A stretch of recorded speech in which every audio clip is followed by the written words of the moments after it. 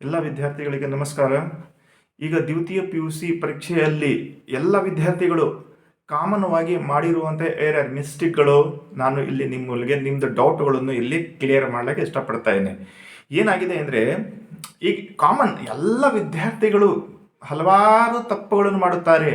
ಆ ತಪ್ಪು ನೀವು ಮಾಡಿದಿರೋ ತಪ್ಪಲಿಂದ ನಿಮಗೆ ಗೊತ್ತಿರುತ್ತದೆ, ನಾವು ಮಾಡಿರೋ ತಪ್ಪದಿಂದ ನಮಗೆ ಮಾರ್ಕ್ಸ್ ಬರುತ್ತದೋ ಬರಲ್ಲ ಅಂತ ನಿಮಗೆಲ್ಲರಿಗೆ ಗೊಂದಲ ಡೌಟ್ ಆಗಿದೆ.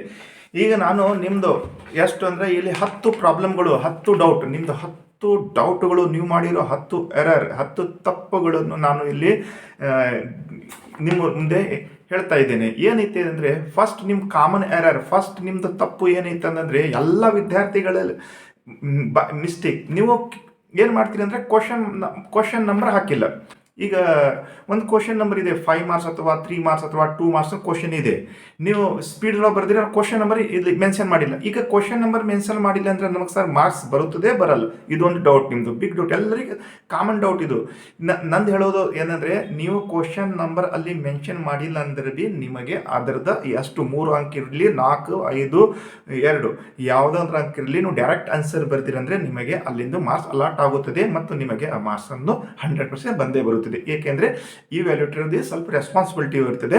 ಒಂದೆರಡು ಚೂರು ನಿಮ್ಮದು ಮಿಸ್ಟೇಕ್ ಆದರೆ ಅದು ನಾವು ಸರಿಪಡಿಸಿ ನಿಮ್ಮ ಕ್ವಶನ್ ನಂಬರ್, ನಿಮ್ಮ ಆನ್ಸರನ್ನು ನೋಡಿ ಯಾವುದು ಕ್ವಶನ್ ನಂಬರ್ದು ಆನ್ಸರ್ ಇದೆ ಅದು ನಿಮಗೆ ಮಾರ್ಕ್ಸ್ ಬಂದಿರ್ತದೆ. ಓಕೆ, ಇದು ಡೌಟ್ ನಿಮ್ಗೆಲ್ಲರಿಗೆ ಡೌಟ್ ಕ್ಲಿಯರ್ ಆದಂಗೆ ಆಯಿತು. ನೀವು ಕ್ವಶನ್ ಮಾರ್ಕ್ಸ್ ಹಾಕಿಲ್ಲ ಅಂದ್ರೆ ನಿಮಗೆ ಮಾರ್ಕ್ಸ್ ಬರುತ್ತದೆ. ಓಕೆ, ಒಂದು ಮತ್ತೊಂದು ಏನಿದೆ MCQ ಏನಂದ್ರೆ MCQದೊಳಗೆ ಏನಿದೆ, MCQ ನೀವೇನು ಮಾಡಿರಿ ಅಂದರೆ MCQ ನೀವು ಬರ್ದಿರಿ. ಫಸ್ಟ್ MCQ ಬರ್ದಿರಿ, ಅದು ತಪ್ಪಿದೆ. ಮತ್ತೇನು ಮಾಡಿದೆ, ನೀವು ಕಟ್ ಮಾಡಿ ಮತ್ತೊಂದು ಸಲ ಬರ್ದಿರಿ. ಇದು ಮಾರ್ಕ್ಸ್ ಬರುತ್ತದೆ ಬರೋಲ್ಲ? 100% ಬರುತ್ತದೆ. ದೇ ಆರ್ ನೋ ಟೆನ್ಷನ್, ಇದೊಂದು ಬರುತ್ತದೆ. ಮತ್ತು MCQ ಮತ್ತೇನು ಮಾಡಿರಿ ಅಂತ ಕೆಲವು ವಿದ್ಯಾರ್ಥಿಗಳು MCQ ಅಂದರೆ ಮಲ್ಟಿಪಲ್ ಚಾಯ್ಸ್ ಕ್ವಶನ್, 4 ಆಪ್ಷನಲ್ಲಿ ಇರುತ್ತದೆ.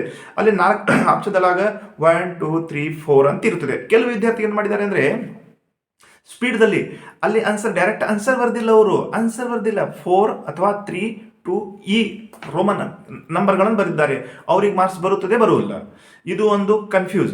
ಇಲ್ಲಿ ನೋಡ್ರಿ, ಇದು ಮಾರ್ಕ್ಸ್ ಒಂದು ಕ್ವಶನ್ ನೀವು ಮಿಸ್ಟೇಕ್ ಮಾಡಬಹುದು, 2 ಕ್ವಶನ್ ಮಿಸ್ಟೇಕ್ ಮಾಡಬಹುದು. ಎಲ್ಲ ಕ್ವಶನ್ಗಳು ನೀವು ಮಾರ್ಕ್ಸ್ ಹಾಕಿ ಬಂದಿರಂದ್ರೆ ಅದು ಮ್ಯಾಕ್ಸಿಮಮ್ ನಿಮಗೆ ಮಾರ್ಕ್ಸ್ ಅಂಕ ಬರಲ್ಲ ಅಲ್ಲಿಂದು. ಮತ್ತು ಡಬಲ್ ಕ್ವಶನ್ ನೀವೇನು ಮಾಡಿದ್ರಿ, ಈಗ ಕೆಲವು ಕ್ವಶನ್ ಇರುತ್ತದೆ ಅಲ್ಲ, ಈಗ 4 ಕ್ವಶನ್ದೊಳಗೆ ನಿಮಗೆ 3 ಕ್ವಶನ್ ಬರೀರಿ, ಅಥವಾ 4 ಕ್ವಶನ್ 2ಕ್ಕೆ ಅಟೆಂಪ್ಟ್ ಮಾಡಬೇಕು, 4ಕ್ಕೆ 2 ಅಟೆಂಪ್ಟ್ ಮಾಡಬೇಕು. ನಾವೇನು ಮಾಡಿದ್ದೇವೆ ಅಂದರೆ ಫಸ್ಟ್ ಕ್ವಶನ್ ಬರೀದಿದ್ದೀವಿ ನಾವು, 4ಕ್ಕೆ 2 ಅಟೆಂಪ್ಟ್ ಮಾಡೋದು. ಫಸ್ಟ್ ಕ್ವಶನ್ ಬರೆದ ತಕ್ಷಣ ನಮಗೆ ಏನು ನೆನಪಾಯ್ತು ಅಂದರೆ ಇದು ಆನ್ಸರ್ ನಂದು ರಾಂಗ್ ಇದೆ. ಅಲ್ಲಿ ನೀವೇನು ಮಾಡಿದಿರಿ ಅಂದರೆ ಈಗ 4ದೊಳಗೆ ನೀವು ಎಕ್ಸ್ಟ್ರಾ ಬರೀದಿರಿ. ಈಗ 4ದೊಳಗೆ ಫಸ್ಟ್ ನಿಮ್ಮದು ರಾಂಗ್ ಇದೆ ಅಂದರೆ ನಾವು ಇವ್ಯಾಲ್ಯೂಟರ್ ಮಾಡುವಾಗ ಫಸ್ಟ್ ಕ್ವಶನ್ ನಾವು ನೋಡ್ತೇವೆ, ಅಲ್ಲಿ ರಾಂಗ್ ಇದೆ. ಅಲ್ಲಿ ಆ 4 ಮಾರ್ಕ್ಸಿಗೆ ಕ್ವಶನ್ ಇದ್ದು ಅಲ್ಲಿ ನಾವು ನೀವು ರಾಂಗ್ ಬರ್ದಿರಿ ಅಂದರೆ 0 ಮಾರ್ಕ್ಸ್ ಬಂತು. ಅಲ್ಲಿ ನೀವು ನೆಕ್ಸ್ಟ್ ಏನು ಮಾಡ್ತೀರಿ ಅಂದರೆ ನಿಮಗೆ ಲಾಸ್ಟಿಗೆ ನಿಮ್ಮ ಸ್ವಲ್ಪ ನೆನಪು ಬಂದಿತ್ತೆ, ಓ ಇದು ಆನ್ಸರ್ ನಂದು ರಾಂಗ್ ಆಗಿದೆ ಅಲ್ಲ ಅಂತ ನೀವು ಲಾಸ್ಟ್ ಇದೊಳಗೆ ಏನು ಮಾಡ್ತೀರಿ ಅಂದರೆ ಎಕ್ಸ್ಟ್ರಾ ಕ್ವಶನ್ ಅಲ್ಲೇ ಬರ್ದಿರಿ. ಅದಕ್ಕೆ ಮಾರ್ಕ್ಸ್ ಬರುತ್ತದೆ ಬರುವಲ್ಲ? ನೋಡ್ರಿ, ನೀವು ಎಕ್ಸ್ಟ್ರಾ ಬರ್ದಿರಲ್ಲ, ಎಕ್ಸ್ಟ್ರಾದೊಳಗೆ ಈಗ ಫಸ್ಟ್ ನಿಮ್ಗೆ 2 ಮಾರ್ಕ್ಸ್ ಬಂದಿದೆ, ಅದು ನಿಮ್ಗೆ ತಪ್ಪಿದೆ. 1 ಮಾರ್ಕ್ಸ್ 0 ಮಾರ್ಕ್ಸ್ ಬಂದಿದೆ. ನೀವು ಲಾಸ್ಟಿಗೆ ಎಕ್ಸ್ಟ್ರಾ ಬರ್ತಿದ್ರೆ ಎಕ್ಸ್ಟ್ರಾಗೆ ಇನ್ಕ್ಲೂಡ್ ಮಾಡ್ತೀವಿ ನಾವು. ಯಾವ ಮಾರ್ಕ್ಸ್ ಎಕ್ಸ್ಟ್ರಾದೊಳಗೆ ಯಾವ ಕ್ವಶನ್ ಒಳಗೆ ಮ್ಯಾಕ್ಸಿಮಮ್ ಮಾರ್ಕ್ಸ್ ಬಂದಿದೆ ಅದೇ ಕ್ವಶನಿಗೆ ನಾವು ಇನ್ಕ್ಲೂಡ್ ಮಾಡ್ತೀವಿ, ಮಿನಿಮಮ್ ಮಾರ್ಕ್ಸಿಗೆ ನಾವು ಇನ್ಕ್ಲೂಡ್ ಮಾಡಲ್ಲ.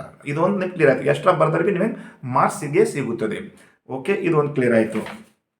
ಪೆನ್ ಚೇಂಜ್ ಮಾಡಿಬಿಟ್ಟಿರಿ. ಕೆಲವು ವಿದ್ಯಾರ್ಥಿಗಳು ಪೆನ್ ಚೇಂಜ್ ಮಾಡಿದ್ರೆ ಸೆಂಟರ್ದಲ್ಲಿ ಪೆನ್ ಚೇಂಜ್ ಮಾಡಿಬಿಟ್ಟಾರೆ. ಅದಕ್ಕೆ ಸರ್ ಕೆಲವು ಡೌಟ್, ಸರ್ ನಮ್ಮ ಪೆನ್ ಚೇಂಜ್ ಆಗಿದೆ ಅಂದರೆ ಏನಿಲ್ಲ, ಟೆನ್ಷನ್ ಇಲ್ಲ, ಮಾರ್ಕ್ಸ್ ಬರ್ತದೆ, ನೋ ಪ್ರಾಬ್ಲಮ್. ಮತ್ತು ಕೆಲವು ವಿದ್ಯಾರ್ಥಿಗಳು, ಸರ್ ನಮ್ಮದು 1 ಮಾರ್ಕ್ಸ್ದಿಂದ ಫೇಲ್ ಆಗುವುದು ಏನು? ನೋಡ್ರಿ, 1 ಮಾರ್ಕ್ಸ್ದು ಫೇಲ್ ಆಗೋದು ಪಾಸ್ ಆಗೋದು ನಾನು ಪ್ರೀವಿಯಸ್ ವಿಡಿಯೋನಲ್ಲಿ ಹೇಳೀನಿ.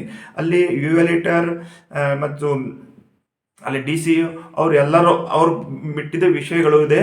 1 ಮಾರ್ಕ್ಸ್ ಅಂದರೆ ಎಲ್ಲ ವಿದ್ಯಾರ್ಥಿ ಕಾಮನ್ವಾಗಿ ಪಾಸ್ ಮಾಡಬೇಕು ಅಂದರೆ ನಂದು ಒಪಿನಿಯನ್ ಇದೆ. ಎಲ್ಲರೂ ಪಾಸ್ ಆಗ್ತಾರೆ. 1 ಮಾರ್ಕ್ಸ್ ಏನು ದೊಡ್ಡ ವಿಷಯವಿಲ್ಲ, 2 ಮಾರ್ಕ್ಸ್ ಏನು ದೊಡ್ಡ ವಿಷಯ ಇಲ್ಲ ಅಂದರೆ. ಮತ್ತು ನಿಮ್ದೇನು ಡೌಟ್ ಇದೆ ಅಂದರೆ ಹೀಗೆ ಹಲವಾರು ವಿದ್ಯಾರ್ಥಿಗಳ ಡೌಟ್ಗಳು, ಇವು ದೊಡ್ಡ ಕಾಮನ್ ನಿಮ್ಮದು ಎರರ್ಗಳು. ಅದಕ್ಕೆ ನಿಮ್ದು ಏನು ತಲೆ ಕೆಡಿಸೋದು ಅವಶ್ಯಕತೆ ಇಲ್ಲ. ನಿಮ್ದು ಸ್ವಲ್ಪ ಮಿಸ್ಟೇಕ್ ಆಗಿದ್ರೆ ಅಂದರೆ ನಿಮ್ಮದೇ ಮಾರ್ಕ್ಸ್ ಬಂದೇ ಬರುತ್ತದೆ. ನೀವು ಏನು ಬೇಜಾರು ಪಡ್ಕೋಬೇಡ್ರಿ.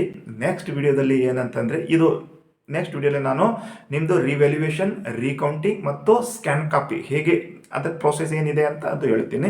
ಆದರೆ 7ನೇ ತಾರೀಕು ನಾವು ವಿದ್ಯಾರ್ಥಿಗೆ ಎಲ್ಲರಿಗೆ ರಿಸಲ್ಟ್ ಬರುತ್ತದೆ.